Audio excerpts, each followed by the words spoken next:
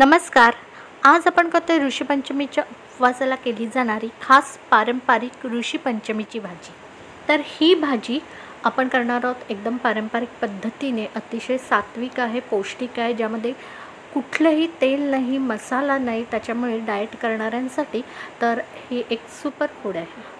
अनेक भाज्या मिळून ही एक भाजी केली जाते आणि कुठल्या भाज्या वापराव्या याचा कुठला नियम नाही. तुम्हाला हवी ते तुमच्या आवडीने तुम्ही कुठलीही भाजी वापरू शकता. परंतु एकच नियम आहे की ही भाजी पिकवण्यासाठी किंवा तिचं उत्पन्न घेण्यासाठी तुम्ही बैलाचे कष्ट वापरलेले नसावे. बैलाच्या कष्टाचं कुठलीही भाजी किंवा कुठलाही जिन्नस या उपवासाला खात नाही. त्याच्यामुळे हाताने मशागत करून ज्या वाढवलेल्या भाज्या असतात किंवा परसदारी लावलेल्या ज्या भाज्या असतात, आपसूक रुजलेल्या रानभाज्या, अशा सगळ्या भाज्या एकत्र करून ही भाजी केली जाते. आता प्रदेशानुसार तिकडे ज्या ज्या भाज्या मिळतात त्यांचा इकडे वापर केला जातो. आज मी तुम्हाला कोकणातल्या चिपळूण रत्नागिरी साईडला ही भाजी कशी करतात ना ते दाखवते. तर आज आपण वेगवेगळ्या भाज्या घेणार आहोत, पण सर्वात महत्त्वाची जी भाजी आहे आमच्याकडे की ऋषीच्या भाजीमध्ये ही भाजी आलीच पाहिजे, ती म्हणजे कौला. कौला हा आपसूक रुजलेला असतो बांधावर, शेतामध्ये.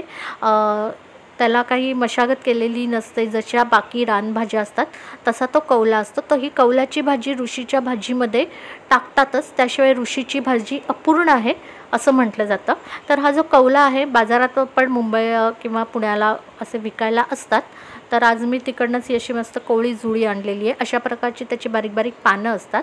तर अगदी कवळी आहे, त्याच्यामुळे अशी ढिरी ढिरी मी घेणार आहे. मी म्हणजे गणपतीच्या बरेच आधी ही भाजी केली, त्याच्यामुळे मला ही फार कवळी मिळाली. गणपतीच्या दरम्यान ही जी भाजी असते ना थोडीशी वाढ झालेली असते, मग त्याची बारीक बारीक पानं पण थोडी वेगळी करावी लागते. मधला जो देठ नाही तर चढतो, तर त्याच्यामुळे ही अशी व्यवस्थित साफ करून घ्यावी लागते.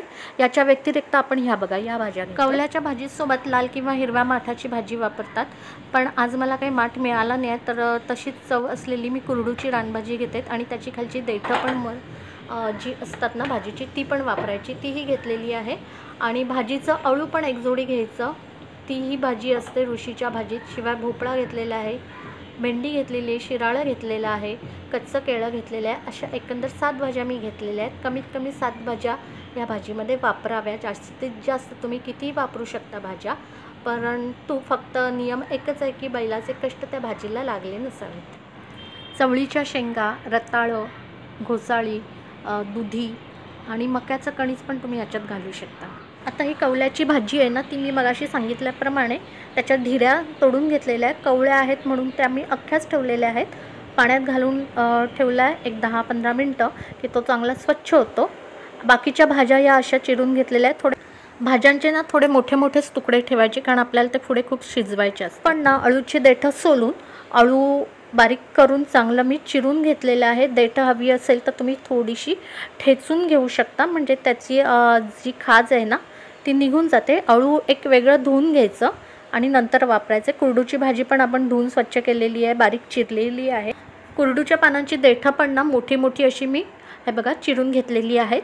आणि तिखटपणासाठी 5-6 आवडीनुसार मिरच्या घ्यायच्या हिरव्या. आणि इथे भाजीमध्ये घालण्यासाठी एक तर जाडं मीठ किंवा सैंधव मीठ लागेल, आणि आपण अळूचा वापर करतो आहे म्हणून आपल्याला थोडासा चिंचेचा कोळ पण लागणार आहे. तर मग आता सुरुवात करूया भाजी करायला. ॲक्च्युली करायचं काहीच नाही आहे, ही भाजी करायला अतिशय सोपी आहे, कारण याला कुठलीही फोडणी नसते, त्याच्यामुळे एकदम सोपी असते. फक्त हे भाजीची जमवाजमव आणि त्याचं साफ करणं, चिरणं यालाच थोडा वेळ जातो. तर भाजी करायला हे बघा एक मोठं पातेलं घेतलेलं आहे मस्तपैकी. थोडं मोठंच पातेलं घ्यायचं आणि याच्यामध्ये आपल्याला एक एक करून सगळ्या भाज्या घालायच्या. ऋषीपंचमीला ना 7 ऋषींची पूजा केली जाते आणि ज्याप्रमाणे ऋषी आपलं भोजन किंवा खाणं खायचं आहे की अतिशय साध्या पद्धतीने, त्याच्यामुळे अतिशय साध्या पद्धतीने भाजी केली जाते. मुलीला कुठलीही फोडणी, तेल, मसाले, वाटण खाटण असलं काही नसतं, एकदम साध्या पद्धतीने. परंतु ह्या भाजीची चव खूप छान लागते. मध्ये मध्ये मीठ घातलेलं आहे, मिरची घातलेली आहे. तर हे सगळं असं घालून द्यायचं आणि ही भाजी तुम्ही वाफेवर पण शिजवू शकता. भाजीला आत थोडंसं पाणी सुटतं, परंतु मी थोडंसं पातळ म्हणजे भाजी करणार आहे, कारण ही भाजी ऋषीच्या भाताबरोबर किंवा वरीच्या भाकरीबरोबर खातात, ती तशी कोरडी असते, त्याच्यामुळे अशी थोडीसं ना अशी सरसरीत आम्ही भाजी करतो. म्हणून आम्ही हे वरती पाणी घातलेलं आहे. जे भांडं माझ्या हातात आहे ना ते 2 भांडी तरी पाणी मी ह्याच्यात घालणार आहे आणि ही खूप वेळ शिजवायची असते. म्हणजे त्याने काय होणार आहे, सगळ्या भाजीचा जो रस आहे ना तो असा छान एकजीव होऊन येईल आणि भाजीची चव चांगली लागेल. त्याच्यामुळे लागलं तर एखाद दुसरं भांडं पाणी मी अजून वापरणार आहे. पण तुम्हाला हवी असेल तर तुम्ही नुसती वाफेवर वरती ताटली झाकण ठेवायची, ताटलीत पाणी घालायचं आणि तशी पण करू शकता. जवळजवळ 15-16 मिनटं ही भाजी ना मी अशी मस्त शिजवली. ताटली काढलेली आहे, ताटलीवरचं पाणी पण मी आता आत घातलं थोडं अजून.